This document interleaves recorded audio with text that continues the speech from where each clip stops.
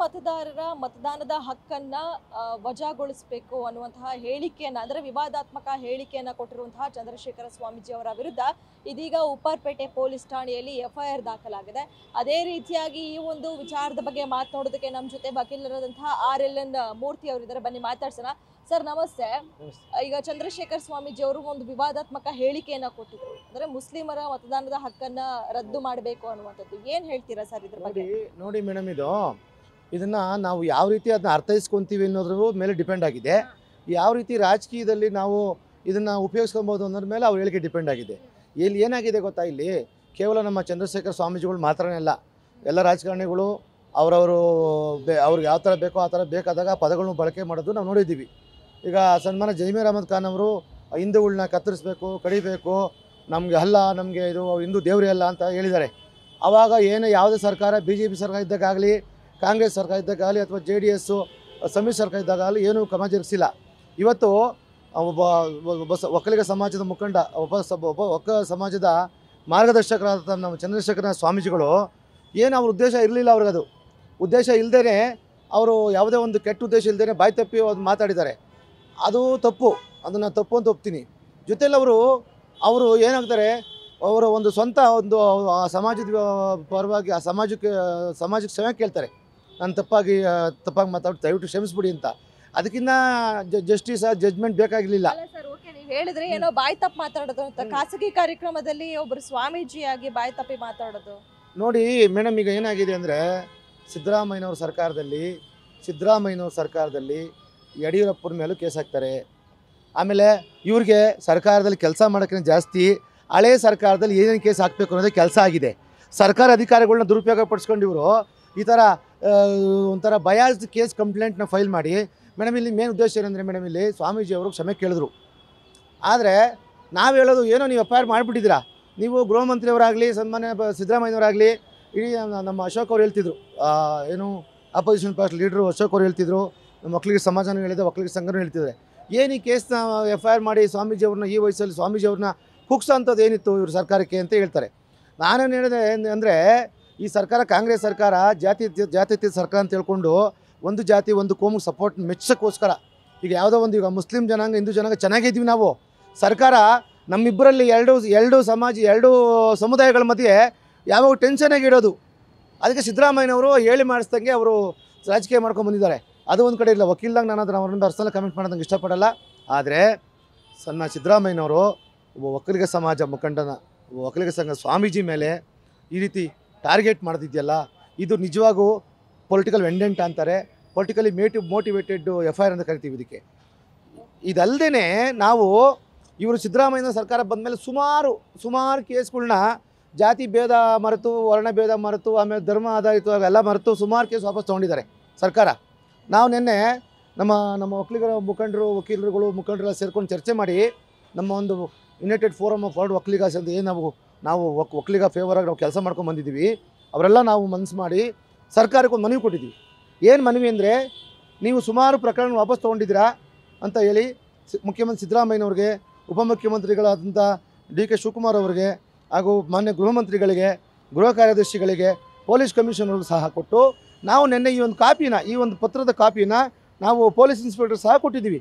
ಇದ್ರ ಉದ್ದೇಶ ಏನಂದರೆ, ನಾವು ಏನೋ ಸ್ವಾಮೀಜಿ ಅಂದಿರೋದನ್ನ ಅದು ಸರಿ ಅಂತ ಸಮರ್ಥಿಸ್ಕೊಳೋದಲ್ಲ. ಏನೋ ಬಾಯಿ ತಪ್ಪಿಂದನೋ ಯಾವುದೋ ಒಂದು ಸಂದರ್ಭದಲ್ಲಿ ಈ ಥರ ಆಗೋಗಿದೆ. ಇದೇ ಥರ ಕೇಸ್ಗಳು ಮಾಡ್ತಾ ಹೋದರೆ ದಿನನಿತ್ಯ ಸೋಷಿಯಲ್ ಮೀಡಿಯಾದಲ್ಲಿ, TV ಮೀಡಿಯಾದಲ್ಲಿ, ಪ್ರಿಂಟ್ ಮೀಡಿಯಾದಲ್ಲಿ ಎಲ್ಲರೂ ಏನೇನೋ ಕೆಟ್ಟ ಅಸಂವಿಧಾನಿಕ ಪದಗಳು ಬಳಸ್ತಾರೆ. ಜಾತಿಗಳ ಮಧ್ಯೆ ದ್ವೇಷ ಬರುತ್ತೆ ಮಾತಾಡ್ತಾರೆ, ಧರ್ಮಗಳ ಮಧ್ಯೆ ದ್ವೇಷ ಬರೋದೆಲ್ಲ ಮಾತಾಡ್ತಾರೆ. ನಾನು ಹೇಳೋದೇನೆಂದರೆ, ಸ್ವಾಮೀಜಿಯವ್ರನ್ನ ನೀವು ಟಾರ್ಗೆಟ್ ಮಾಡಿ ಈ ಒಂದು ಕಾಂಗ್ರೆಸ್ ಸರ್ಕಾರ ಅಧಿಕಾರಕ್ಕೆ ಬಂದಾಗಿಂದ ಒಕ್ಕಲಿಗ ವಿರೋಧಿ ನೀತಿಗಳನ್ನ ಮಾಡ್ಕೊಂಬಂದಿದೆ.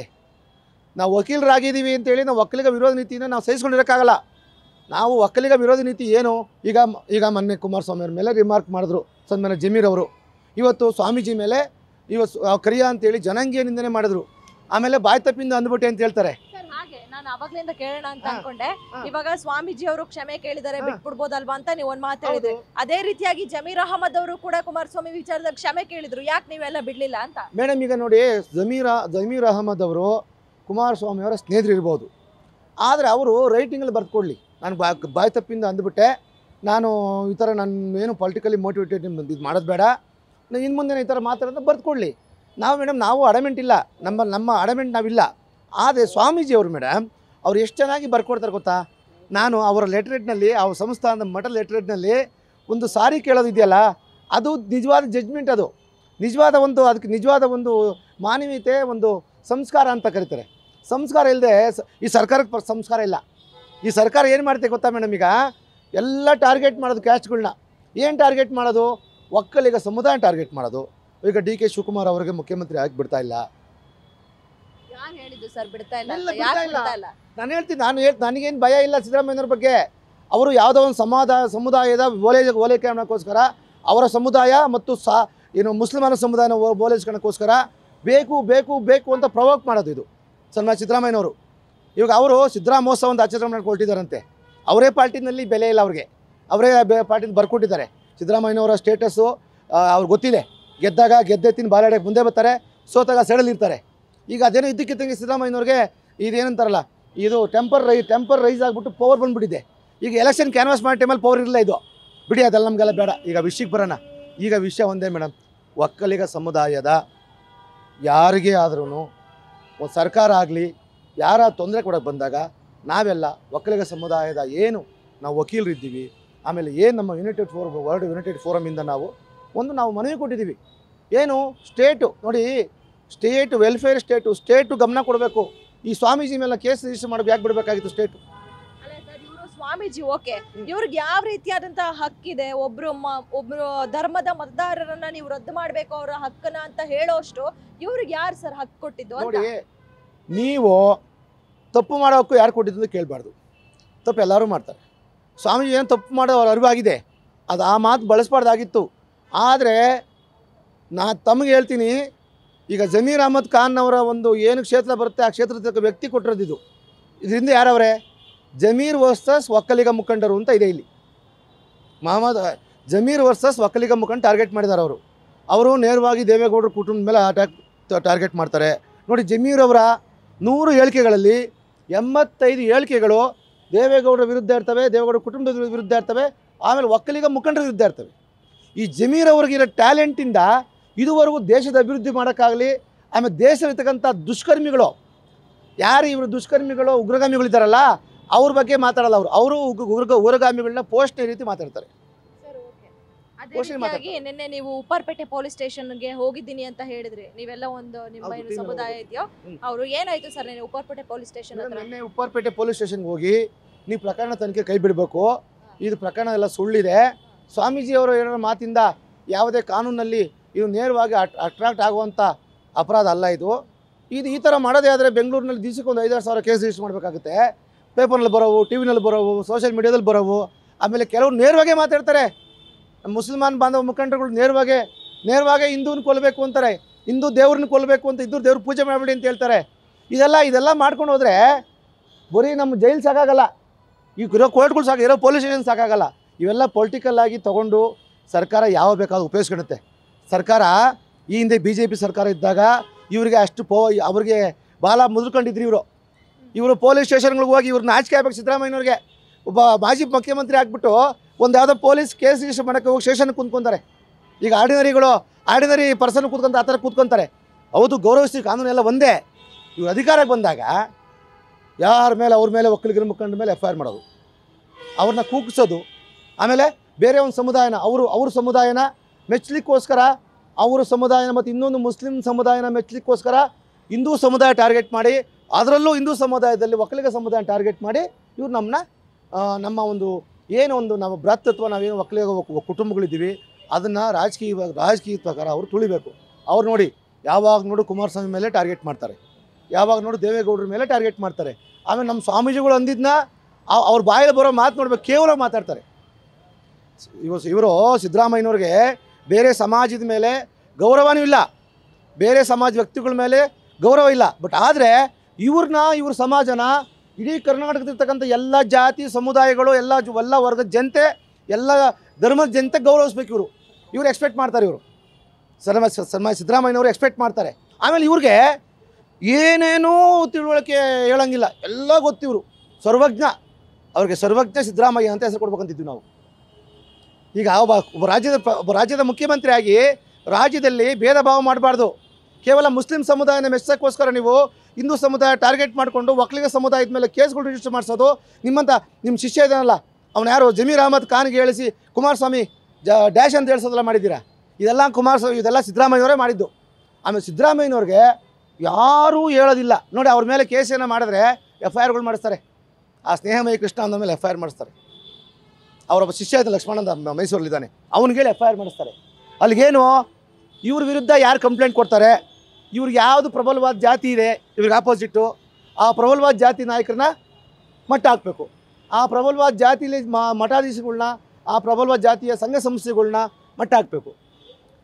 ಅದೇ ರೀತಿ ಬೇರೆ ಇದಾವಲ್ಲ, ದೇಶ ವಿರೋಧ ಚಟುವಟಿಕೆ ಮಾಡ್ಕೊಂಡಿದ್ರು ಸಹ ಅವ್ರಿಗೆ ಇವ್ರು ಪೋಷಣೆ ಮಾಡ್ಕೊಂಬತ್ತಿದ್ದಾರಲ್ಲ, ಅಂಥ ಚಟುವಟಿಕೆಗಳಿಗೆ ಕಾನೂನು ಚೌಕಟ್ಟು ತಂದು ಅವ್ರು ಸಹಕಾರ ಮಾಡೋದು, ಇದೆಲ್ಲ ಮಾಡ್ಕೊಂಡಿದ್ದಾರೆ. ಸಿದ್ದರಾಮಯ್ಯನವರೇ, ನೀವೆಲ್ಲರ ಮುಖ್ಯಮಂತ್ರಿ, ದಯಮಾಡಿ ನೀವು ಇಂಥ ಈ ಪ್ರಕರಣ ದಯಮಾಡಿ ವಾಪಸ್ ತೊಗೊಂಡು ಒಂದು ಸಮಾಜಕ್ಕೆ ಗೌರವ ಕೊಡಿ. ಸಮಾಜಕ್ಕೆ ಗೌರವ ಕೊಡೋದು ನಿಮ್ಗೆ ಆಗದೆ ಹೋದರೆ ಅಟ್ಲೀಸ್ಟ್ ಸ್ವಾಮೀಜಿ ಅವ್ರಿಗನ್ನ ಗೌರವ ಕೊಟ್ಟು ಆ ಪ್ರಕರಣದ ಕೈ ಬಿಡಿ. FIR ಅಂತ ಅವಾಗಿದೆ, ಅಟ್ಲೀಸ್ಟ್ ಕೈ ಬಿಡಿ ಅಂತ ತಮ್ಮಲ್ಲಿ ಮನವಿ ಮಾಡ್ಕೊತೀವಿ. ಸರಿ ಸರ್, ಓಕೆ. ಅದೇ ರೀತಿಯಾಗಿ ನೀವು ಈ ಹಿಂದೆ ಕುಮಾರಸ್ವಾಮಿ ಅವರ ವಿರುದ್ಧ ಏನು ಜಮೀರ್ ಮಾತಾಡಿದ್ರು ಆ ವಿಚಾರಕ್ಕೆ ನೀವು ವಿಧಾನಸೌಧ ಪೊಲೀಸ್ ಠಾಣೆಯಲ್ಲಿ ಕಂಪ್ಲೇಂಟ್ ಅನ್ನು ಕೊಟ್ಟಿದ್ರೆ, ಆ ವಿಚಾರ ಎಲ್ಲಿಗೆ ಹೋಯ್ತು, ಏನಾಯ್ತು ಅಂತ ನೋಡಿ ಮೇಡಮ್. ಈಗ ನಾನು ಈ ವಿಧಾನಸೌಧ ಪೊಲೀಸ್ ಠಾಣೆ ದೂರು ದಾಖಲೆ ಮಾಡಿದ್ದು ನಿಜ.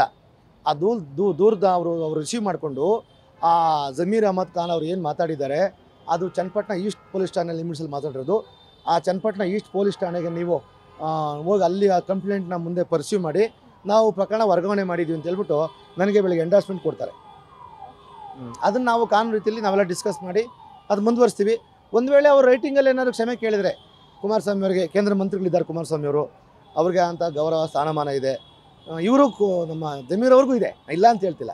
ಬಟ್ ಜಮೀರ್ ಅವರು ಸ್ವಲ್ಪ ಬಾಯಲ್ಲಿ ತುಂಬ ಕೆಟ್ಟವರು ಅನ್ಸ್ಕೊತಿದ್ದಾರೆ. ಅದು ಅವ್ರಿಗೆ ಪ್ರಚಾರಕ್ಕೆ ಬೇಕಾಗ್ಬೋದು, ಇಲ್ಲ ಮುಂದೆ ಒಂದು ಪ್ರಬಲ ನಾಯಕ ಅನ್ನೋಕ್ಕೆ ಆಗಲಿಕ್ಕೋಸ್ಕರ ಇಷ್ಟೆಲ್ಲ ಮಾಡ್ತಾವ್ರೆ. ಸಂತೋಷ ಮಾಡಲಿ. ಜಮೀರ್ ಅಹಮದ್ ಖಾನ್ ಅವ್ರು ಬೇಕಾದ್ರೆ ಮುಖ್ಯಮಂತ್ರಿ ಆಗಲಿ, ಬೇಕಾದ್ರೆ ದೇಶದ ಪ್ರಧಾನಮಂತ್ರಿನೂ ಆಗಲಿ, ಅವರಿಗೆ ಸಂವಿಧಾನ ನಮಗೆ ಎಲ್ಲರಿಗೂ ಹಕ್ಕು ಕೊಟ್ಟಿದೆ.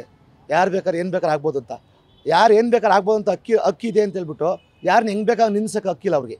ಅದೇ ಕೇಳೋದು ನಾನು ಅವ್ರಿಗೆ. ದಯಮಾಡಿ ನಮ್ಮ ಸನ್ಮಾನ್ಯ ಕುಮಾರಸ್ವಾಮಿ ಅವ್ರಿಗೆ ತಾವು ಕ್ಷಮೆ ಕೇಳಬೇಕು ರೈಟಿಂಗಲ್ಲಿ. ಈಗ ಚಂದ್ರಶೇಖರಾನಂದ ಸ್ವಾಮೀಜಿಗಳು ತಮ್ಮ ಸಮಾಜಕ್ಕೆ ಏನು ಅಂದರು ಅಂತ ಅವ್ರು ರೈಟಿಂಗಲ್ಲಿ ಕ್ಷಮೆ ಕೇಳಿದ್ದಾರೆ. ಅದು ದಾಖಲೆಯಾಗಿ ಉಳ್ಕೊಂಡಿದೆ. ನೀವು ಆ ರೀತಿ ದಾಖಲೆ ಥರ ಉಳ್ಕಾಗೋ ಥರ ಇನ್ನು ನಮ್ಮ ಒಕ್ಕಲಿಗರ ಮುಖಂಡರ ಮೇಲೆ ಅನಾವಶ್ಯಕವಾಗಿ ನಾನೇನು ನಿಮ್ಮ ಮೇಲೆ ಮಾನನಷ್ಟ ಆಗೋ ರೀತಿ ಮಾತಾಡೋದಿಲ್ಲ. ಏನೋ ವೈಯಕ್ತಿಕವಾಗಿದ್ದರೆ ನೀವು ಯಾವುದೇ ಕೋರ್ಟ್ಗಾದರೂ ಹೋಗಿ, ಯಾವುದೇ ಪೊಲೀಸ್ ಠಾಣೆಗಾದರೂ ಹೋಗಿ, ಯಾವುದೇ ಸದನದಲ್ಲಿ ಬೇಕಾದ್ರೆ ಚರ್ಚೆ ಮಾಡಿ. ನೀವು ವೈಯಕ್ತಿಕವಾಗಿ ಬಗೆಹರಿಸ್ಕೊಳ್ಳಿ. ವೈಯಕ್ತಿಕ ವಿಚಾರ, ವೈಯಕ್ತಿಕ ದ್ವೇಷನ ಸಾರ್ವಜನಿಕರವಾಗಿ ಆ ಒಂದು ಜಾತಿಯ ಮುಖಂಡರಿಗೆ, ಆ ಜಾತಿಯ ಜನಾಂಗಕ್ಕೆ ನೋವುಂಟು ರೀತಿ ಮಾತಾಡೋಣ ಸನ್ಮಾನ ಜಮೀರ್ ಅಹಮದ್ ಖಾನ್ ಕೇಳ್ಕೊತೀನಿ. ನಮಗೂ ಅಷ್ಟೇ ವೈಯಕ್ತಿಕವಾಗಿ ಜಮೀರ್ ಅಹಮದ್ ಖಾನ್ ಅವ್ರ ಬಗ್ಗೆ ಯಾವುದೇ ದ್ವೇಷ ಇಲ್ಲ. ನಮಗೆಲ್ಲ ಸಮಾಜ, ಎಲ್ಲ ಧರ್ಮ, ಎಲ್ಲ ಜಾತಿಗಳಲ್ಲೂ ನಮಗೆ ಅಭಿಮಾನ ಇದೆ, ವಿಶ್ವಾಸ, ಪ್ರೀತಿ ಇದೆ. ಬಟ್ ಅದೇ ರೀತಿ ಈ ಸಮಾಜ ರಚನೆ ಆಗಿರೋದು ಧರ್ಮಗಳಿಂದ ಹಾಗೂ ಜಾತಿಗಳಿಂದ. ನಾವು ಒಂದು ಜಾತಿ ಸೇರೋದರಾಗಿ ನಮ್ಮ ಜಾತಿಯವ್ರಿಗೆ ತೊಂದರೆ ಆದಾಗ ನಾವು ಧ್ವನಿ ಎತ್ತಕ್ಕೆ ನಮಗೂ ಹಕ್ಕಿದೆ, ಸಂವಿಧಾನ ಹಕ್ಕು ಕೊಟ್ಟಿದೆ ನಮಗೆ. ಈ ಸಂವಿಧಾನಾತ್ಮಕ ಹಕ್ಕುಗಳನ್ನ ಎಷ್ಟು ಬೇಕೋ ಅಷ್ಟು ಉಪಯೋಗಿಸ್ಕೊಂಡು ಹಕ್ಕು ಉಪಯೋಗಿಸಿದ ಕರ್ತವ್ಯನ ಮಾಡಿದ್ರೆ ಸಮಾಜ ಚೆನ್ನಾಗಿರುತ್ತೆ ಅಂತ ನಾನು ಹೇಳ್ತೀನಿ. ಸರಿ ಸರ್, ಓಕೆ. ಈಗ ಇದೇ ಚಂದ್ರಶೇಖರ್ ಸ್ವಾಮೀಜಿ ಅವ್ರನ್ನ 2ನೇ ತಾರೀಕು ಪೊಲೀಸ್ ಸ್ಟೇಷನ್ ಕರೆದಿದ್ದಾರೆ ಉಪ್ಪರಪೇಟೆ ಅವ್ರ ವಿಚಾರಣೆಗೆ. ಏನು ಮಾಡ್ತೀವಿ ನೋಡಿ ಮೇಡಮ್, ಈಗ ಕಾನೂನು ಪ್ರಕಾರ ಒಂದು ನೋಟಿಸ್ ಕೊಟ್ಟಿರೋದನ್ನ ತಪ್ಪು ಅಂತ ಹೇಳಕ್ಕೆ ಬರಲ್ಲ. ಫಸ್ಟ್ ಆಫ್ ಆಲು ಪ್ರಕರಣ ಮಾಡೋದು ತಪ್ಪು. ಆ ಪ್ರಕರಣಕ್ಕೆ ಸನ್ಮಾನ್ಯ ಸ್ವಾಮಿಗಳವರು ಅವ್ರು ರಿಪ್ಲೈ ಕೊಟ್ಟು ಅವ್ರು ಏನು ಮಾಡಿದ್ದೀವಿ ಅಂತೇಳಿ ಅದು ಕ್ಷಮೆ ಕೇಳಿರೋದು ರಿಪ್ಲೈ ಕೊಟ್ಟು ಅವ್ರ ಜೊತೆ ನಾವೆಲ್ಲ ಹೋಗಿ ನಾವು ಪೊಲೀಸ್ ತನಿಖಾಧಿಕಾರಿಗಳು ಸಹಕಾರ ಮಾಡಿ ಆ ಪ್ರಕರಣನ ಕ್ಲೋಸ್ ಮಾಡಲಿ, ಆ ಪ್ರಕರಣನ ಕೈ ಬಿಡಬೇಕು ಅಂತೇಳಿ ಈಗಾಗಲೇ ಮುಖ್ಯಮಂತ್ರಿಗಳಿಗೆ. ಮತ್ತು ನೋಡಿ ಇವಾಗ ನಮ್ಮ ಎಲ್ಲರೂ ಹೇಳ್ತಾರೆ, ಒಬ್ಬೊಬ್ಬರ ಜಾತಿಗೆ ಒಂದೊಂದು ಇದು ಮಾಡ್ತಾರೆ, ಏನೋ ಈ ಅಥಾರಿಟಿಗಳು ಮಾಡ್ತಾರೆ. ಈಗ ಈ ಜಾತಿ ವಾಲ್ಮೀಕಿಗೆ ಒಬ್ಬ ಜಾತಿಯವ್ರಿಗೆ ಒಂದು ಪ್ರಾಧಿಕಾರ, ಒಕ್ಕಲಿಗರಿಗೆ ಒಂದು ಪ್ರಾಧಿಕಾರ, ಆಮೇಲೆ ಬೋವಿಗೆ ಒಂದು ಪ್ರಾಧಿಕಾರ ಮಾಡ್ತಾರೆ. ಈಗ ನಮ್ಮ ಒಂದು ಸಮುದಾಯದಲ್ಲಿ ಪ್ರಬಲ ಬಲಿಷ್ಠ ಒಕ್ಕಲಿಗ ನಾಯಕರು ನಮ್ಮ ಡೆಪ್ಟಿ CM DK ಶಿವಕುಮಾರ್ ಅವರು. DK ಶಿವಕುಮಾರ್ ಇದ್ರ ಬಗ್ಗೆ ಗಮನ ಹರಿಸಿ ಅವ್ರ ಸಮುದಾಯದ, ಈಗ ಅವ್ರವ್ರ ಸಮುದಾಯಕ್ಕೆ ಬಿಟ್ಟು ಬಂದಾಗ ಅವ್ರವ್ರ ನಾಯಕರು ಎಚ್ಚೆತ್ಕೊಬೇಕು. ಈಗ ನೋಡಿ ನಮ್ಮ ಅಶೋಕ್ ಅವರು ಒಕ್ಕಲಿಗರಿದ್ದಾರೆ, ಆದಷ್ಟು ಬೇಗ ಅವರು ವಿರೋಧ ಪಕ್ಷದ ನಾಯಕರಾಗಿ ಸರ್ಕಾರಕ್ಕೆ ಎಚ್ಚರಿಕೆ ಕೊಡ್ತಾರೆ ಈ ಪ್ರಕರಣ ವಾಪಸ್ ತಗೊಳ್ಳಿ ಅಂತ. ಅದು ಅವ್ರ ಕೈಲಿಲ್ಲ. ಅದು ಸರ್ಕಾರ ನಡೆಸಿರೋದು ಸನ್ಮಾನ್ಯ DK ಶಿವಕುಮಾರ್ ಅವರು ಮತ್ತು ಸನ್ಮಾನ್ಯ ಸಿದ್ದರಾಮಯ್ಯನವರು. ಅವರು ಈ ಸ್ವಾಮೀಜಿ ಮೇಲೆ ಪ್ರಕರಣನ ಹಿಂದಕ್ಕೆ ತೊಗೊಂಡು ಈ ಥರ ಅವ್ರಿಗೇನಾದರೂ ಈ ಥರ ಎಚ್ಚರಿಕೆ ಕೊಡಲಿ, ಸ್ವಾಮೀಜಿ ಈ ಥರ ಮಾಡಬಾರ್ದು ನೀವು ಅಂತ ಎಚ್ಚರಿಕೆ ಕೊಡಲಿ. ಆದರೆ ಅವ್ರನ್ನ ಟಾರ್ಗೆಟ್ ಮಾಡಿ ಅವರ ಒಂದು ವಾಕ್ ಸ್ವಾತಂತ್ರ್ಯನ ಕುಗ್ಸೋದು ಆ ಸಮಾಜ ಕುಗ್ಸಂಗೆ ಆಗ್ತದೆ. ಅದು ನನ್ನ ಮನವಿ. Thank you. ಇದಿಷ್ಟು RLN ಮೂರ್ತಿ ಅವರ ಮಾತು. ಕ್ಯಾಮರಾ ಪರ್ಸನ್ ಪವನ್ ಜೊತೆ Kavana Shivanna, Guarantee News, Bengaluru. Guarantee News, ಸುದ್ದಿ ಖಚಿತ, ನ್ಯಾಯ ನಿಶ್ಚಿತ.